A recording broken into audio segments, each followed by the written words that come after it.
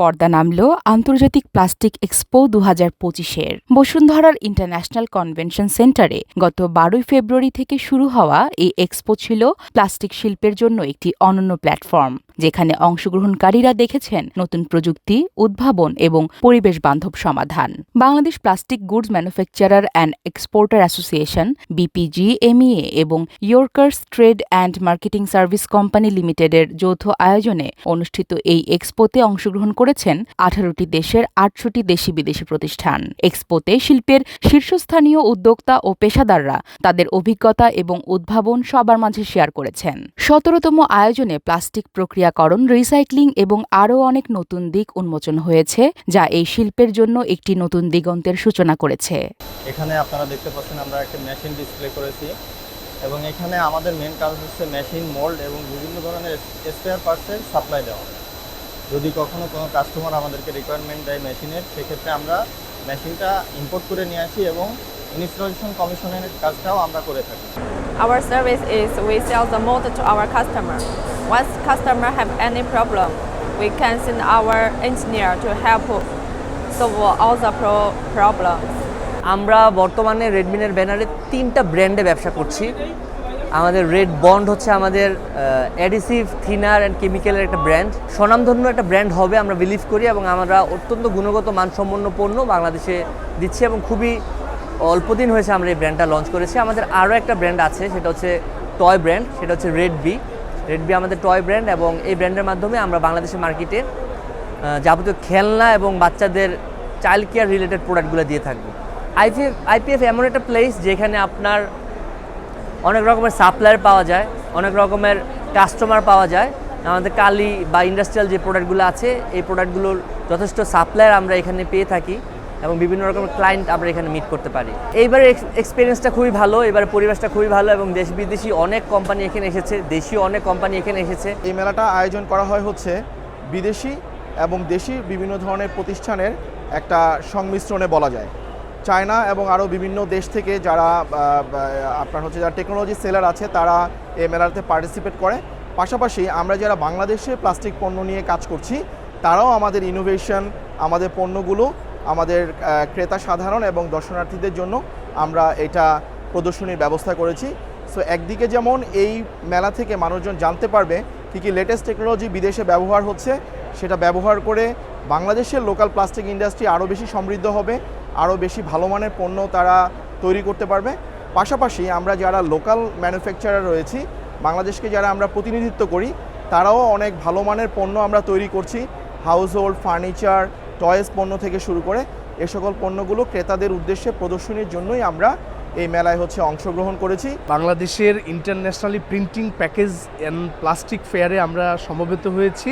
তো এখানে আমরা চিলার এবং কুলিং সিস্টেম নিয়ে কাজ করছি। তো আর্নেস্টের মূলত সিস্টার কনসার্ন হলো মেটাল স্টিল স্ট্রাকচার। এখানে আমরা সমবেতভাবে এই প্রোডাক্টগুলো নিয়ে কাজ করছি।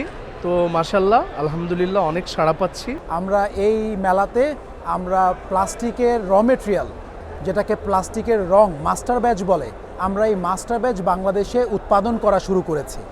আমাদের আগে এই পণ্যটা আমদানি নির্ভর ছিল। আমরা বাংলাদেশে এটা প্রস্তুত করার পরে বাংলাদেশে এটা স্থানীয় পর্যায়ে নির্ভরশীলতা পেয়েছে। বাংলাদেশের মানুষ এই মেলাতে যারা ইন্ডাস্ট্রিয়ালিস্ট, তাদের যে প্লাস্টিক পণ্য উৎপাদন করতে আজকের দিনে যে কোনো পণ্যই তার মোড়ক দ্বারা আবৃত। আজকে TV, AC, fridge, home appliance এবং চাল, ডাল, আলু, ময়দা, সুজি সব কিছুই যে মোড়ক, এই মোড়ককে রং করতে যে রংটা লাগে প্লাস্টিকে, তার নাম মাস্টার ব্যাচ। এবং বাংলাদেশে আমরাই প্রথম colour plus master batch manufacture করা শুরু করেছি। আমরা basically toys manufacturer company. We have a huge collections of products, and the main purpose is to be participated in this fair is that we want to hunt up the buyers. So hunting buyer is the main purpose, and we are getting the good response from this fair. I hope the good result will come from this fair. And last year we have also got a buyer, and we are continuing the business with that buyer. So I hope that this year the fair will also help us to take a good buyer and good result. আমরা এখানে এই ফেয়ারে আসছি। আমরা compressor, মূলত আমাদের compressor সেবা দিয়ে থাকি, compressor service, air compressor plus tools item আছে, আমাদের এয়ার ট্যাঙ্ক আছে, কম্প্রেসার রিলেটেড জাতীয় স্পেয়ার পার্টস, এয়ার ড্রায়ার সব কিছু আমরা সেলস অ্যান্ড সার্ভিস করে থাকি আমরা নিজস্ব ইঞ্জিনিয়ার দ্বারা। ইনশাল্লাহ ভালো, এখানে অনেক সাড়া পাচ্ছি আমরা। এবং আমরা এই ফেয়ারে যে কম্প্রেসারগুলো নিয়ে আসছি সবই আপডেট ভার্সন। বাংলাদেশে এই প্রথম আমরা যেটা লেটেস্ট ভার্সন আমরা নিয়ে আসছি কম্প্রেসার। মূলত আমরা খুব ভালো একটা সাড়া পাচ্ছি এই ফেয়ারে।